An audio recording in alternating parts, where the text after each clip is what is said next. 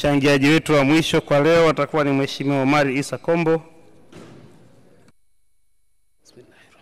Asante sana Mheshimiwa Mwenyekiti. Kwanza nianze kwa kumshukuru Mwenyezi Mungu mwingi wa rehema anayetujalia mpaka sasa hivi tukiwa tuko katika hali ya afya na uhai.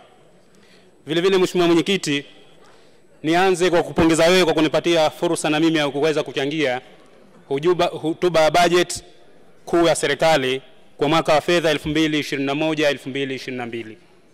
Aidha nichukue fursa hii kabisa kumpongeza sana Mheshimiwa Waziri wa Fedha kakaangu Mchemba pamoja na naibu waziri kakaangu Masauni kwa hotuba mzuri ambayo kwa kweli inawagusa Watanzania wote. Vile vile nichukue fursa hii kuwapongeza sana waheshimiwa mawaziri wote kwa ujumla wao kwa namna wanavyoendelea kujitoa kumsaidia mama yetu Mheshimiwa Rais Samia Suluhu Hassan. Kwa kweli waheshimiwa mawaziri tunawaambia hongereni sana. Tunaona jinsi mnavyofanya kazi ya kuhakikisha kwamba mnawatumikia Watanzania kwa lengo la kulipeleka mbele taifa letu. Lakini vile vile nimpongeze sana Mheshimiwa Waziri Mkuu kwa namna anavyoendelea kuwasimamia mawaziri na kuisimamia serikali kuhakikisha kutatua kero mbalimbali za wananchi. Lakini pongezi za pekee nimpongeze sana Mheshimiwa Rais wetu Mama Samia Suluhu Hassan kwa namna anavyoendelea kuiongoza nchi yetu kwa mafanikio na ufanisi mkubwa. Kwa kweli mama huyu ametuheshimisha sana Watanzania. Na kwa nini nampongeza Mheshimiwa Rais wetu? Siku tunamuaga mpendwa wetu hayati Dr. John Pombe Magufuli pale Jamhuri, alituahidi Watanzania kwamba hakutoharibika kitu, na kwa kweli tumeshuhudia hakuna kitu kilichoharibika. Sote ni mashahidi, tunaona kwamba miradi mbalimbali inaendelea kutekelezwa. Hakuna mradi hata mmoja ambao umesimama. Lakini vile vile nampongeza sana Mheshimiwa Rais Samia kwa kutimiza matarajio, matamanio ya mtangulizi wake hayati Dr. John Pombe Magufuli. Tunaona reli zinaendelea kujengwa, ndege zinaendelea kununuliwa, vituo vya afya vinajengwa, shule zinaendelea kujengwa, mradi wa umeme unaendelea kutekelezwa. Tunasema kwa kweli mama yetu anafanya kazi kubwa sana. Nichukue fursa hii Mheshimiwa Mwenyekiti, niwaombe Watanzania wenzangu kwa umoja wetu bila kujali tofauti zetu tusimame pamoja kumuunga mkono rais wetu, kwani ameonyesha nia ya dhati ya kulipeleka mbele taifa letu. Ameonyesha nia ya dhati ya kuwasaidia Watanzania. Kwa hiyo tusimame pamoja kumpa sapoti kiongozi wetu Mama Samia Suluhu Hassan. Vile vile Mheshimiwa Mwenyekiti, naomba sasa nichangie na mimi kwenye budget hii. Kwa kweli nimpongeze sana Mheshimiwa Waziri wa Fedha. Budget ni budget nzuri sana. Kwa kweli ni budget ambayo imegusa maisha ya Watanzania. Na kwa kweli ni budget ya kwanza, watangulizi wetu wanasema hapa kwamba ni budget ambayo imesikiliza vilio vya wabunge kwa asilimia kubwa sana. Tunaona suala la TARURA, wabunge tulisimama hapa kwa umoja wetu kuzungumzia sakata la TARURA. Na kwa kweli TARURA ilikuwa iko katika hali mbaya, kwa sababu barabara za vijijini kwa kweli ilikuwa ziko katika hali mbaya. Ukizingatia athari mbalimbali zimeelezwa kutokana na ubovu wa barabara za vijijini, ikiwemo kina mama kujifungulia manjiani, watoto kufariki kutokana na kusombwa na maji kipindi cha mvua, lakini vile vile uzito na kupanda kwa gharama kusafirisha mazao yetu.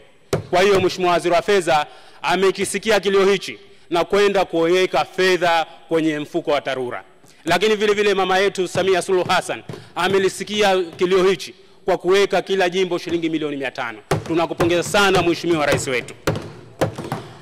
Vile vile nimpongeza sana Mheshimiwa Waziri wa Fedha kwa kuongoza na kuongeza vianzio vipya vya mapato.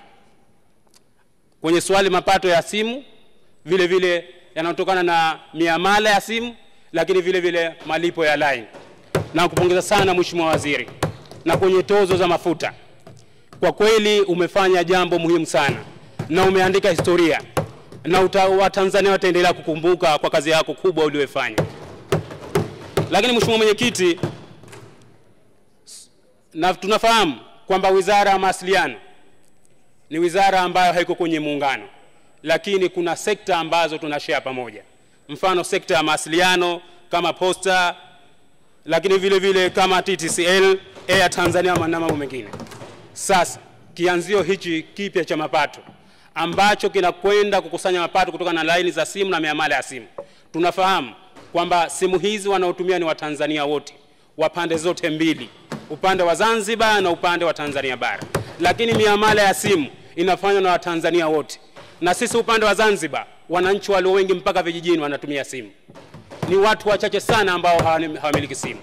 Sasa Mheshimiwa Waziri, naomba ukija uje utueleze kama Wazanzibari na sisi mmetufikiria vipi, tunakwenda kufaidika vipi kutokana na fedha hii ambayo itakusanywa kutokana na makusanyo ambayo tunayachangia sote wa Tanzania. Tunaombeni sana. Na sisi kule Zanzibar, kusema kweli Mheshimiwa Mwenyekiti, hali ni mbaya sana ya barabara zetu. Lakini vile vile Mheshimiwa Mwenyekiti, nije swala la fedha hizi milioni 500. Kama tulivyosema kwamba mama amefanya jambo zuri sana, lakini kiukweli na sisi Mwenyekiti, Zanzibar barabara zetu za vijijini hali ni mbaya sana. Na tunafahamu, hatuna shaka mama yetu atakisikia kilio hichi. Nichukue fursa hii kwa niaba ya bunge wenzangu wa Zanzibar, tunamuomba sana mama yetu, tunamlilia na sisi atuangalie. Hali zetu za barabara Zanzibar kwa kweli ni mbaya. Tunamuomba sana atuangalie ili na sisi aweze kutupatia fedha hizi. Na wala hatuna shaka kutokana na usikivu wake, nina imani yangu kwamba atatufikiria. Waswahili wanasema mama ni mama, na anemdharau mama hukumbwa na laana. Hatuko tayari kukumbwa na laana. Tunafahamu sana mama yetu ni msikivu na ataendelea kutusikiliza. Lakini kwa kumalizia Mheshimiwa Mwenyekiti, nigusie sekta ya uvuvi. Mara nyingi tumekuwa tukipiga kelele kuhusu sekta ya uvuvi, hususan kwenye kanuni zetu.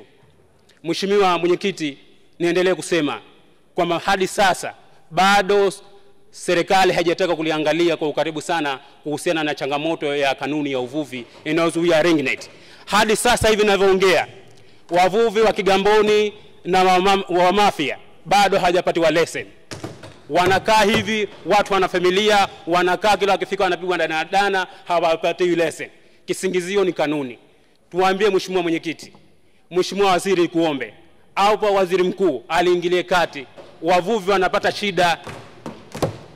Uvuvi wa ring net uliingia nchini mwaka 1984 mpaka 85. Serikali ukiwapatia kibali na ukuhalalisha uvuvi huu kwamba huharibu mazingira. Lakini kama haitoshi Mheshimiwa Mwenyekiti, uvuvi wa ring net duniani, nchi kama India, China, Norway, Dubai, Finland, Oman zinatumia uvuvi huu. Na uvuvi huu hata shirika la chakula duniani unautambua uvuvi huu wa ring net kwamba hauharibu mazingira. Iweje leo Tanzania tuseme kwamba uvuvi huu unaharibu mazingira? Mheshimiwa Mwenyekiti, tunaliomba sana serikali ituangalie. Ndugu zetu wanapata tabu, wanategemea sekta ya uvuvi, na serikali inapiga kelele kwamba wananchi wajiajiri. Sasa wanapojiajiri, tunapokwenda kuwaikia vikwazo, tujue tunasababishia mazingira magumu.